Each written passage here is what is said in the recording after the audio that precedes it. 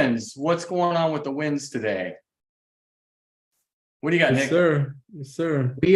We rented out a concrete lead gen for $1,500 last week. And we're looking at a roofing one at 12 next week. So good. How many leads are those pulling in? During the trial, it pulled in 13 leads, but we qualify all of them. Our team answers the phone, qualifies it, calls back missed ones, qualifies forms, and then delivers it. 13 he had. And how long was the trial? 1 week. 13 and roofing in 1 week? That's awesome. No, concrete. That was the concrete. And you're doing roofing next week. I see. Roofings in Minneapolis, we've gotten 3. Okay. That's cool. And that should close next week. Nice. Very good. Yeah, that's a great win, man. And by the way, I was in LeadSnap setting some stuff up over the weekend, and I don't know who was there with support, but it went extremely well. So I appreciate that. Awesome. Yeah, thanks for saying that. Yeah, they're working hard to make sure that they're there for you when you need them. Did you have a win, Alfredo? Yes, sir. Yes, sir. This morning got started off great. I got 2 clients, 3 profiles that I'm going to help them with some reviews. The business is still growing, and then hopefully here sooner than later it'll be super official, like no going back. You know, full time. It's been that way for 6 months or so now. Right. Now it's, you know, that's it. That's it. No more full-time job. No more. Man, I love to hear that. That's been a little bit of a journey, huh? Yeah, it has. It's been a great blessing, a journey. You know, you've helped me out. Patrick, guys in the team. So super blessed. Yeah, man. Congratulations. That must feel so good to have young kids at home and everything else, and you got all this stuff. Yeah. You know, starting to so it's it's all of it, right? Scary, exciting, liberating, all that at once. You know, everybody says greatness is behind every hard decision. That's easy to say till you're the one facing it, right? Yeah. It really is. It's all those. Yeah, that's super cool, man. I know you've been working really, really hard to make that a reality. So I'm really happy to see that you're able to do that. Super cool. Congratulations. That's awesome. Thank you. Yes. I'm wishing you the best success. The big Thank success, you. man. Appreciate that. Right. Who else has got some wins? Anybody else want to share? What do you got, Greg? Yeah, I got on my comfort zone yesterday, went out to a BNI meeting yesterday and met with a few people there, and I actually got to talk to them about the blue button. So I got some, learned a lot right there, but doing some follow-up with them, put some videos and stuff together, and they seem pretty excited about it. Got like a plumbing company here, and then a electrical company, and then, well, actually I got quite a few more here I'm following with right now. So, but I actually sit there and talk to 3 different people about it, and they're interested in it. So I will be following up with them, getting my contact. What was their immediate reaction when you told them about it? The dog walker guy, he's got a franchise thing. He was just like, definitely give me your information, but he had to leave early. So I didn't get to talk to him a whole lot, but he's like, it went off in his head when I told him. The second, the plumber guy, he's going, yeah, he goes, I got 3 or 4 guys. And he's like, I could see that. I'm always, trying to shuffle stuff around. So he was definitely interested. The electrician, he was kind of like, man, I don't want to give up my, my control. That's the problem is I'm afraid I'm gonna give up my control. So I talked to him a little bit about it. Yeah, but you can set, and what I've talked with Robert, you can actually set some of these, your schedule out so you can go out there and yeah, you can set a whole bunch of different so, and he kind of, after I talked to him a few minutes about it, and I said, look, you just do a free trial, just just kind of check it out. And he kind of, okay, I can see that. So after I talked to him for about 5 minutes, he's go, all right, I can see it. So anyway, but you could tell that, especially the people that have, the service-based businesses, they understood. Yeah. So, yeah, man. I mean, it's the next kind of iteration, I think, of getting estimates online or giving estimates online. Yeah. Or getting people into your calendar so you can go do an estimate and all that. Who else has some wins? Anybody?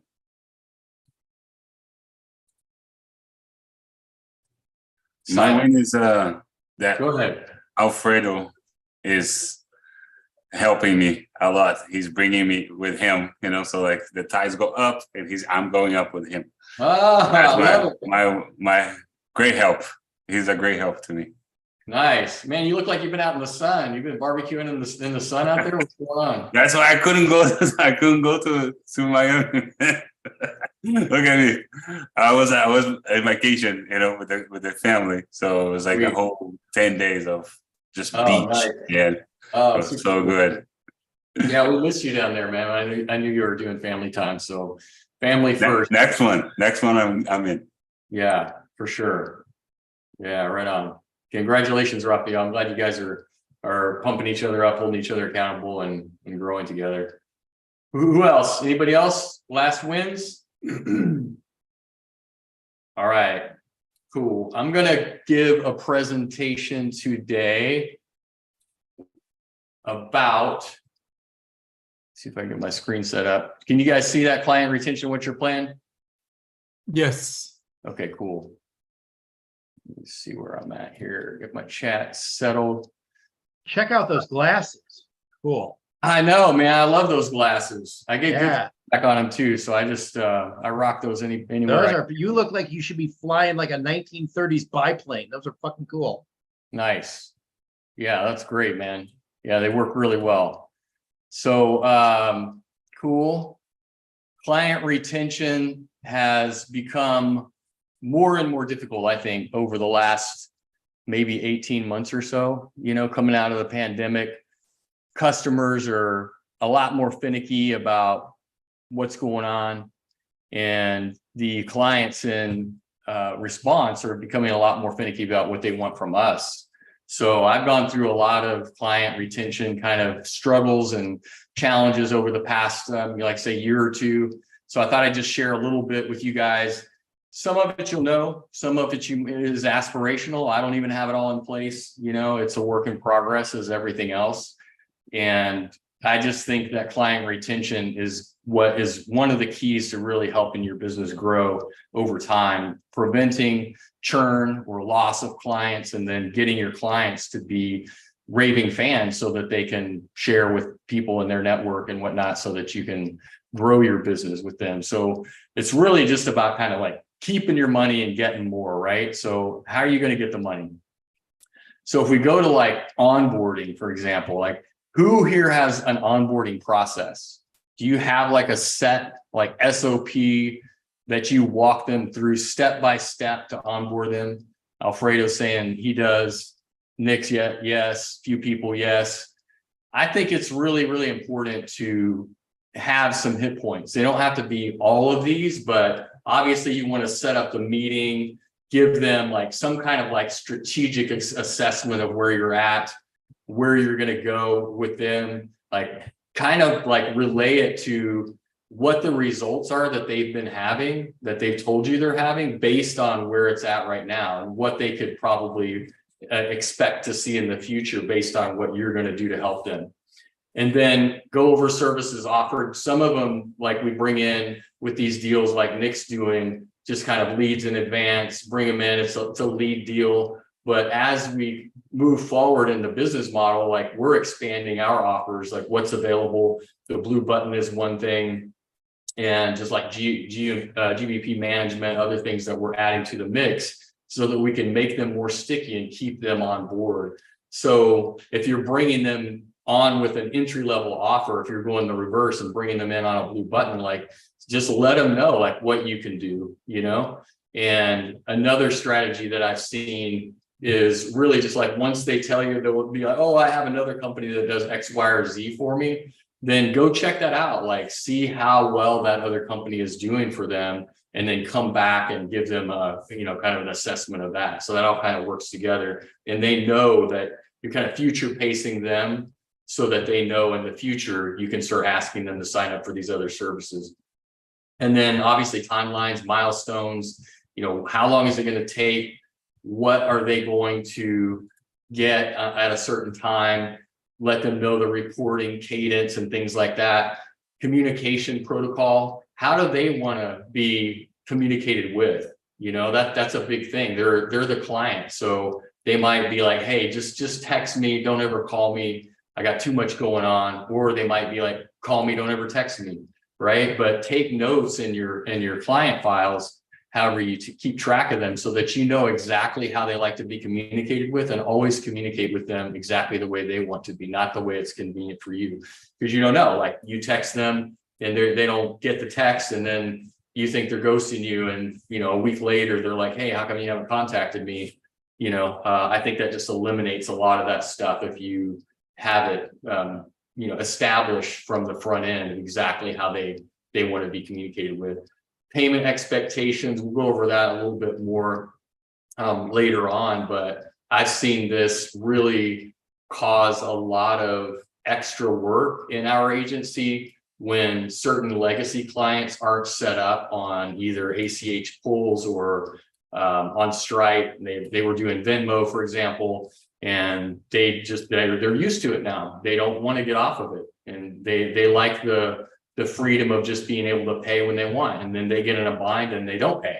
So that creates a lot of hassle, that if you just set the expectations from the front end, that you can eliminate a lot of that on the back end. And then deliverables, what are they going to get from you? They're going to get monthly reporting. They're going to get the number of leads. They're going to get whatever metrics you want to pull for them, so that you can make sure that they're seeing the value in what you're offering and the services that you're providing. And then, ask them for feedback at the end of the onboarding. What else can we do? What if this is not set up, or you haven't heard something that you wanted to hear?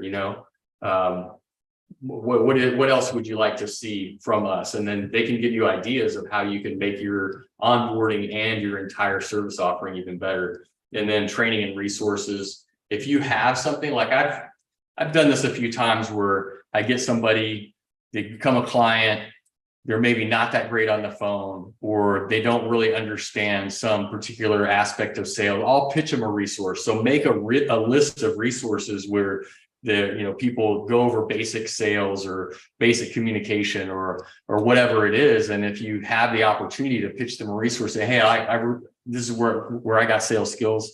It's just this little 10-minute YouTube video or whatever, like pitch them a resource, so then they know you care about them growing their business over time, and you're in their corner and you're gunning for it with them, right? And then consistent communication. Who here does like monthly communication, or do you do it more or less, Alfredo? Anybody do like weekly? No. Nick? Maybe a little bit every couple of weeks, month. I think you should do it at least every month. I think nowadays, with the competition that's out there just in digital marketing in general, if you're not showing them every month what you're doing, leads speak for themselves, right? But a lot of times they're getting leads from multiple sources, and they may not even realize how many they're getting from you. Sometimes they forget. We had a client last year that actually just pulled the plug and completely canceled on us, and was like, I haven't gotten anything from you guys in months, like blah, blah, blah. He was upset.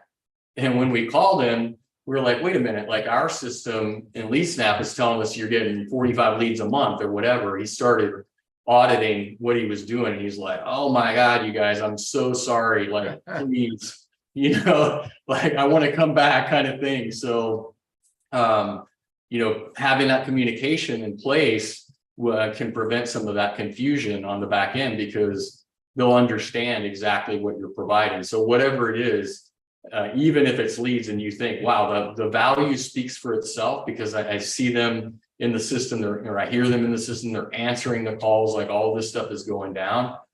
Maybe not. Maybe they don't even realize where they're coming from.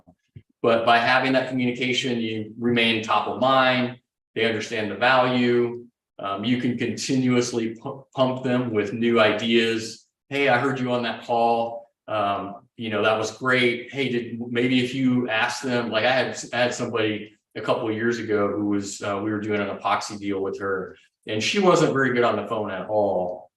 And I was trying to kind of teach her, because she had a great business and she could be a great client long term, but she was just so deadpan on the call, and she wouldn't really dig in. It's like, get excited, she's a woman answering the phone, right? Like, so she can always already be pleasant and kind of, instead of being the contractor out in the field, like, hey, you know, whatever.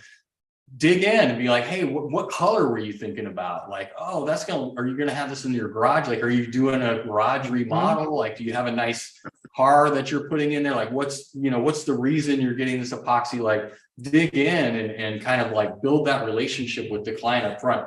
A lot of people don't know how to do that. It seems simple to some of us because we've had sales experience, but if they haven't had that, I mean, there's so many ways to pull a customer in and get them to want to do business with you just by caring about what they're doing. So anything like that where you can add value to your client, like give that, and then get feedback from them.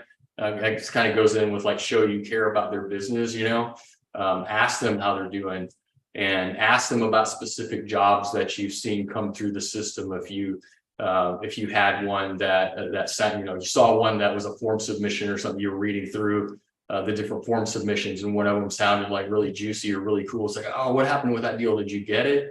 You know, then they know it doesn't take that much time to do this just by looking at the leads that have come in. And then just by giving them, dropping a little question like that here or there, they know you're really paying attention. And I think that also kind of goes into, they'll feel more like they can't get one over on you. Like if they're kind of like, oh, those leads are crap or whatever, they know you're looking at them, right? And then there's also this meme strategy that I got exposed to a couple of years ago. And this guy, he sends memes to his clients. So it's just like a quick, easy way to communicate with them. And it's fun. It's out of the box. You know, I was doing this for a while when I was trying to close clients into deals and just be, you know, put up, you know, some funny picture or whatever and be like, hey, like, where are you at? Let's close this deal today. Let's get on the phone or whatever. There's so many different pictures out there that you can use and just come up with something super creative. It only takes a minute, but I guarantee you that your competition isn't doing that. And it really can build a relationship. That one client that we had that I took from 1,500 to 13 or 14,000 a month, I did this strategy on him. And, you know, we would talk about like where he was traveling to and whatever. And so one time he was going to Vegas. So I'd send him a couple of memes about, you know, Vegas trip or one of those Vegas vacation movies or something, you know, that just kind of was funny. He loves to ride Harleys. So I'd send him memes about Harleys and things. So that kind of stuff can build a real solid relationship that is going to play out for you in the long term in your favor. As far as reporting, like whether it be monthly or weekly or however you're going to do it, you know, you can do it with LeadSnap reporting, but like Nick said, qualified leads, like we always hone in on qualified leads. So it's not like, hey, you got 50 calls, because we know, you know, maybe 35 of them could be robots or crap or whatever. So we go in and have an admin actually qualify the leads for us so that when we run the reports, we know that these were actual leads that came through the system and that they are getting value.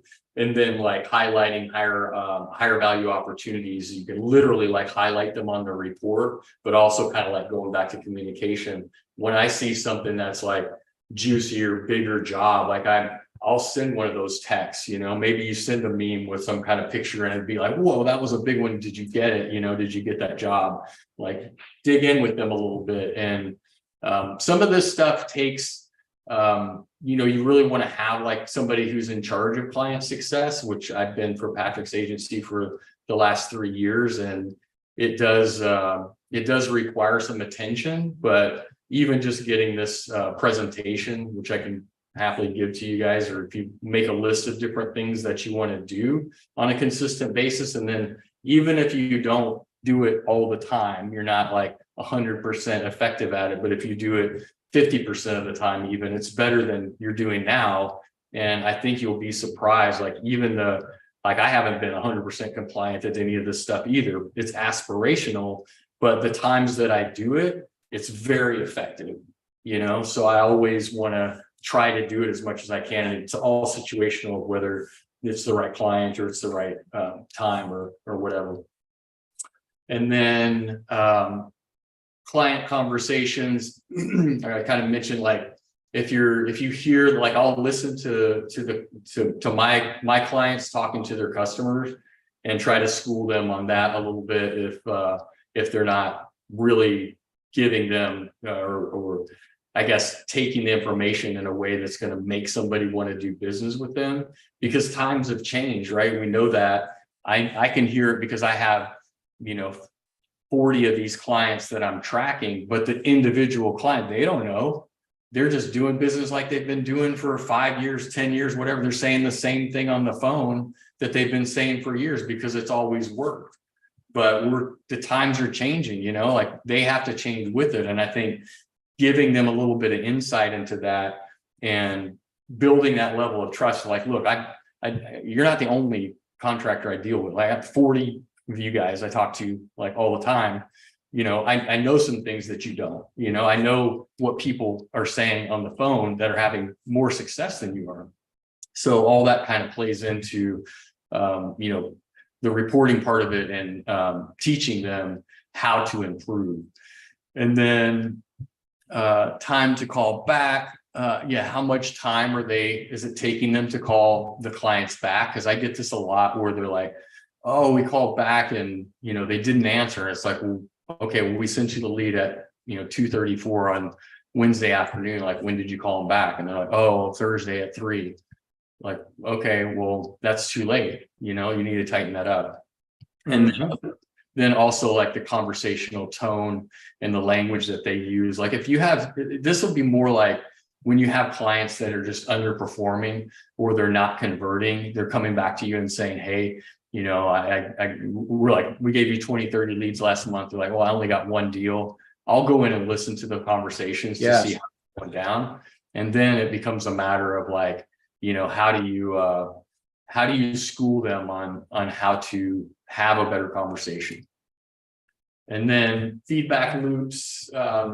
This kind of goes into, all these slides are kind of like merging together, but it's what are the clients and customers? What patterns do you see? What patterns can you pull out of the equation so that you can continuously up level your own skills? Because this is going to speak to how you can get more clients and again, kind of like teach them how to have better conversations with their customers so that you can so that they can continuously close deals and pay you.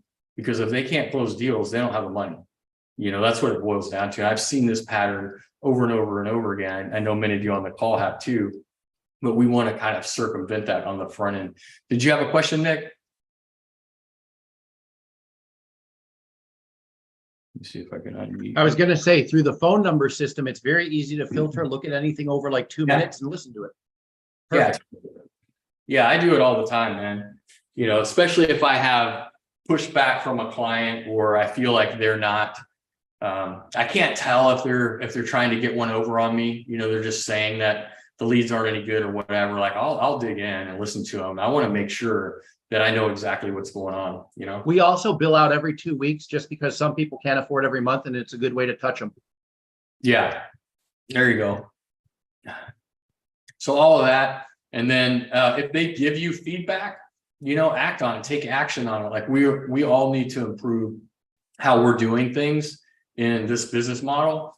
And if we're getting the feedback, either seeing those patterns that are feedback, a lot of the things that are in this presentation, the things that I intuitively do in client success and client retention are just because of the patterns that I see. And I'm not really even as conscious of it anymore, because it's just like, oh, I know I better take this approach because I've had this thing go out of control, before. So I want to always try to prevent that.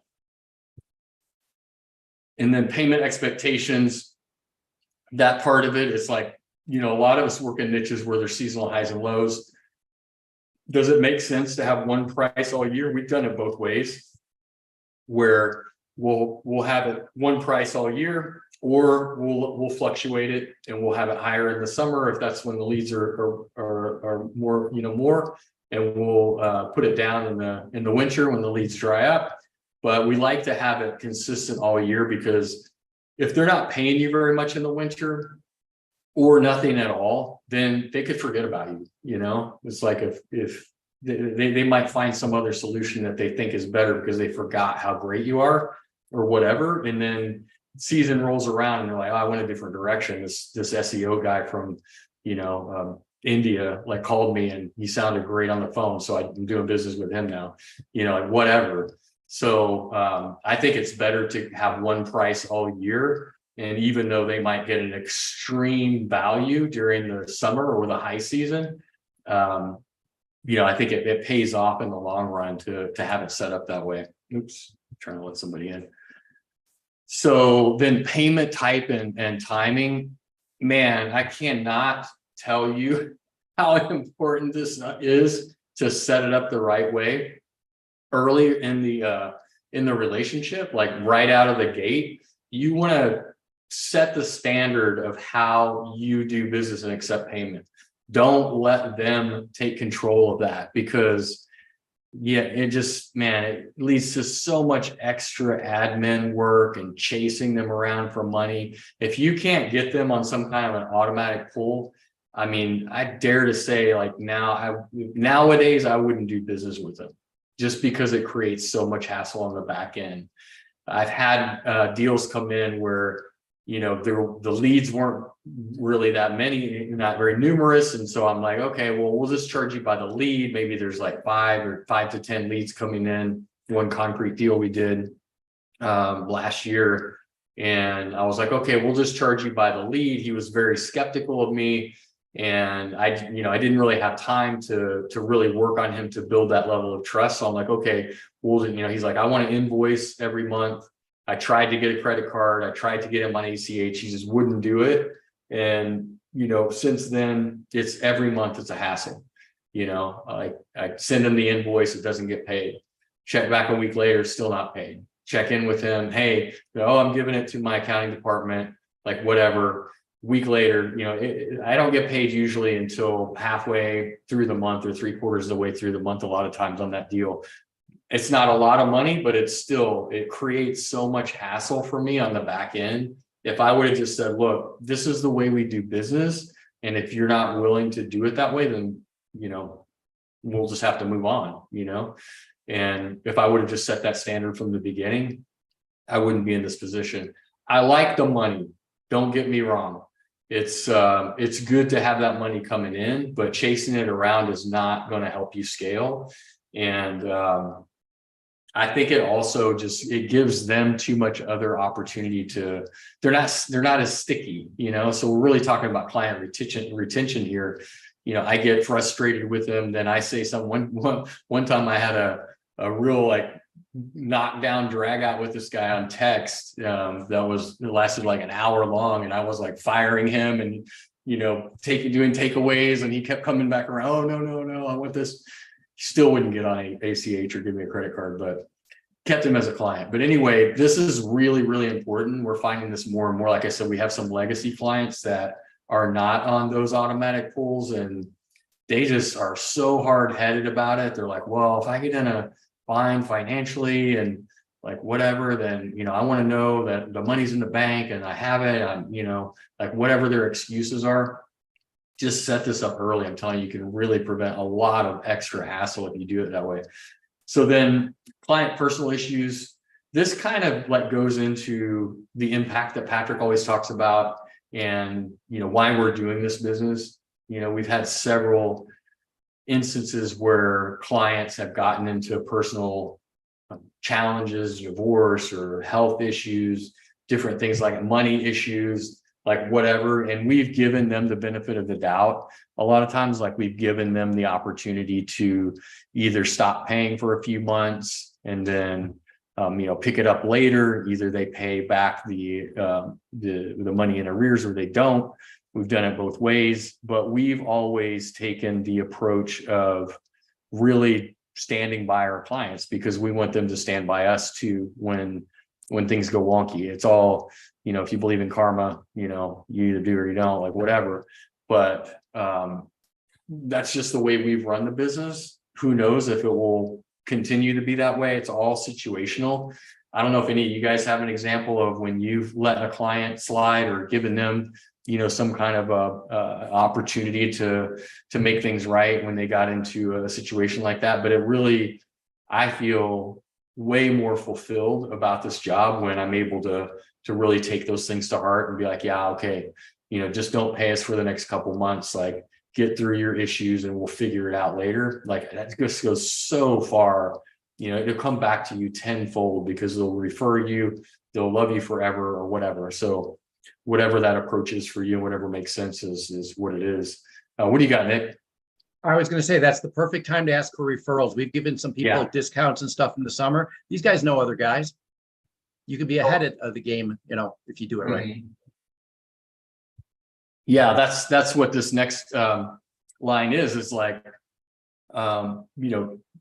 having them either refer in those kinds of instances and, maybe offering referral credit to people who are in the business, or like, we say it's good to pick one niche. Most of us have more than one niche, but either they know somebody in another city or through their network that's in the same niche, or maybe it's a different niche, whatever makes sense. But you can really build, a brand kind of ambassador program very easily. It just takes a question, in a conversation, be like, hey, do you have anybody in your network who might be interested in what we have to offer? And if you do, and we close a deal, like, we'll give you a month free, or we'll give you half off the next month. Give them some kind of an incentive, because inevitably they're out, drinking with a buddy at a bar or whatever. They know they're contractors. They know tons of contractors. It's definitely I think the best way to grow your agency. If I wanted to double our agency tomorrow, I would go to each client that I have and ask them for a referral, or ask them for 3 referrals. Mm-hmm. Maybe 5 of them or 10 of them do it and come through. But if each 5 or 10 of those came through with one new client, we'd be crushing. So that's a great way to do it. And then offer superior support. I found that I dropped the ball a lot on this. It's like the friction between sales and fulfillment is, been going on for, since the beginning of time. It's nothing new. It's really a challenge to sell something and then have fulfillment, be able to do everything that you've said 100%, or the expectations, if they're not that clear, if you haven't fully set them, or even if you have, there may be an expectation that the client has that, you didn't even think of. And they're like, well, I thought it was going to be like this. And you're like, oh crap. Like, yeah, I really should make that happen. Like, how am I going to do that? So you're back to the fulfillment team. Like, how do you get them to fulfill on that? How do you make this thing real? That is the situation, so that you can keep the client happy and keep them sticky and keep them, retain them. So, we talk a lot about SOPs. I think that's a great way to go. I know some people in this group and on this call are very aggressive about building out their SOPs right now. And I think it really makes a big difference, not only for sales and customer success, but for fulfillment. When you know exactly what to do, there's so many different situations that come up. You may not be able to, probably won't be able to cover all of them, but if you have a general idea of like, okay, where is the line between reasonable and unreasonable of what a client is asking for, because as a salesperson, you want the money and you want to make sure that you're delivering something, but that you can easily cross the line into unreasonable territory, right? So being on board with the fulfillment team and have everybody understand exactly where that line is drawn. We're not going to put ourselves into any kind of like an unreasonable, area, then, that it just works so much better. It can run a lot smoother. You know exactly where you stand with the client. And when you're clear about that, and they say, they ask you for something that's unreasonable, you can just be like, no, we don't do that, nicer than that, but to say, no, we don't do that, and move on. And if they bounce, and that's just part of doing business. But if you don't know where those boundaries are, you get yourself in a lot of trouble. I've been there. So SOPs, and then also go-to resources like what are the resources that your fulfillment team can go to make sure that they have everything that they need to fulfill in the way that you sold the deal, right? You don't want to oversell the deal because it's not good for anybody. And then sticky offers, we're expanding our offer lead gen overall. It's changing. And I think just having leads is, really causing a lot more issues because the clients aren't sticky enough. As soon as the leads go down, they're bouncing. They just don't have any other reason to stick around. They'll go find another lead source, even if that they're paying for it.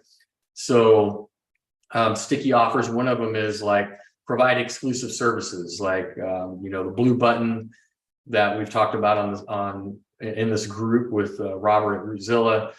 That is in the works. We have some people who have already applied for it and are getting it on their GMBs or GBPs, and it's coming to this group soon. So we'll get you on that and get you that opportunity. But these are exclusive services. Like, how can you stay at the cutting edge? How can you offer them something that either they haven't seen before or something that's really going to move the needle for them? Even just like reputation management, like LeadSnap has reputation management. That's something that makes the deal a little bit stickier because they're like, okay, they can see how that's moving the needle on their own GMBs, and they're getting more reviews, then they're getting better rankings and they're getting more calls, and that just keeps them sticky. It makes you the hero, even if it's just not straight up your lead gen deal. And then, like I say, like expanding the offers, like whatever that means for you, offering SEO services or GBP management or whatever makes sense for you. It is more client management for sure. But again, I think that building these relationships over time and having better communication and all these things that we're talking about, this is what's going to help keep the clients that you have and help grow your agency, whatever that looks like. And you can keep it to a very small degree as far as like expanding your offer only a little bit, or offering like one extra service if that's all that makes sense to you. But just consider it and keep your mind in it, because things are changing. These clients are changing. The landscape is changing for everything. And then just in LeadSnap for the CRM and managing the leads, you can have user profiles, like get them in there, teach them how to use it, teach them how to see the calls, teach them how to use the system and listen to the calls, teach them how to qualify the calls, make profiles for their staff if they have an admin, and get them in there, show them the documentation, show them the walkthroughs, make a walkthrough for them for their specific situation, get with our support so they can help you do that, whatever it takes. But having that white label system of even if you don't white label it, but having the system set up so that they can get in there and see exactly what's going on with the calls and form submissions and data, it just it makes it so much stickier. And then monitor and analyze churn. What's your churn rate? Does anybody on the call even know their churn rate? You even have any idea how many clients you lost out of how many compared to how many you have? This is really big in the software world with SaaS. We look at churn rate weekly and see exactly what that looks like, because over time it makes a massive difference. I think they say if you have over 5% churn in 30 days, over 12 months, you'll lose 60% of your clients or your customers. That's big, right? So you want to keep it down to a certain amount, certainly lower than the amount of users that you're gaining in SaaS anyway. So just having an idea of like, well, out of how can I grow my agency if I have 20 clients now and I'm losing 2 a month and I'm only gaining 1.5? You're not going to grow, right? You're going to shrink. So just even not diving into the specific percentages, but just understanding like what does that look like as far as the number of clients that you have, how many you're gaining versus how many you're losing. Just the number itself is going to give you a lot of insight. And then the average lifetime value, and the term, like how long do your clients stay with you?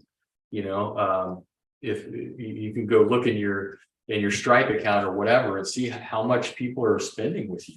Like, you know, they're spending $18,000 over a year or two, and then they bounce. You know, like what does that look like? It just, I think looking at the numbers really gets your mind, activates your mind in a way that you can really start identifying the issues a lot better. It just kind of becomes second nature to be like, oh yeah, they bounce because of whatever, you know, maybe it's because my communication sucks, or it's because, you know, leads go down and then I don't have any SOP in place to shore that up, or whatever it is. It becomes really obvious, and then you can start solving those issues and moving forward. And then always proactive communication wins, you know. Don't just wait around for your client to call and start complaining or griping at you. Like, go be proactive, even if it's a hard conversation, even if it's not good news. Like, they'll appreciate that, right? Because we're competing with other people out there that are providing leads, and they're getting them in maybe the same way or different ways, but we're still competing with people, and we don't know what all of them are doing. Are they proactive in their communication? Because sometimes that will make the difference, you know, just by being so proactive about it. Your customer or your client might be like, you know what, the other guy didn't call me, and this guy's at least communicating, even if his leads do suck right now. So I'm gonna give him another chance because I know that he's going to communicate. You know, it can make a big difference. And then share success. You know, I share successes from one client to another, sometimes just to kind of motivate them, incentivize them, be like, yeah, this client in DC got this, you know, 30,000 square foot, blah, blah, blah, or whatever. Yeah, it was amazing, man. It was so cool for him. You know, like, he did this job and then he got to go on vacation or whatever. It's so cool, man. I want to see you do that. You know, so then they know that you're actively working with other clients. I think this kind of goes into like some new, you know, communication nuances and just positioning and framing overall, is that when they know that they're not your only client or one of only a few clients, that makes them feel at ease, right? It's like they know they're working with a professional. They know that you're in it to win it, and they know that you're paying attention to all of these things. So they feel it gives them a feeling of that they're in good hands, you know, and it also, like I say, can motivate them. So share that, share strategies and tactics, like, you know, different things that you hear from one client. If you're in a conversation with them, they're like, hey, I tried this thing last week and, you know, closed this deal. I ask them, what's working for you right now? You know, that's one of the things that it's changing so fast that we have to ask them sometimes, or we should be asking them sometimes, but what's working? Because we don't even know anymore, because the landscape's changing so fast. So let your clients tell you, and then share that with your other clients, right? Be like, hey, I know Jim in DC is doing XYZ on sales, and this is how he's moving the needle. This is how he's closing deals today. This is what his clients want to hear. Have you had that same issue? Get them to talk to you, you know, build that relationship. So that's how you go big on client retention, keep your clients and get your money. That's what I got for you today. Who has questions? Great stuff, Jeff. Thank you. It's like basic stuff that we need to be reminded, right? Just kind of remember what we need to do. Yeah, for sure, man. Like I say, it's changed a lot over the last year, and I've really had to pay a lot of attention to how that has been changing. And you're right. It's like the basics of communication. It's the basics of reporting and all of that. But I think that tuning in at this level in today's world is like, it's just so important, because if you drop the ball, then somebody else, some other, one of your competitors, somebody else out there who's providing leads is just going to come in and potentially scoop that client up. So yeah, just to echo on that there, Jeff, as a good reminder there, keep in touch with your customer, because every time, you know, I would talk to the customer, they would ask, and that's what's great thing about LeadSnap is having that heat map tool. You know, we can talk about a lot of different things, but has one customer, that's all he wanted was, well, how do we look like on the heat map? You know, and I had to send him a link, but that was always top of his mind. It was the first thing that he wanted to look at. So it's great that that we keep it from, because then, you know, they may not forget about it, but they got a visual on it and they can see it. They'll stick around a whole lot longer. Yeah, for sure. I mean, the heat map is amazing, right? When I look at it, I get excited, and I mean, I wear it on my t-shirt, you know, it's like, it just gives you so much information, and it conveys it in such a simple way, you know, that, I mean, back to communication, it just communicates it and you know, so powerfully that, man, works. What else? Anybody else got anything?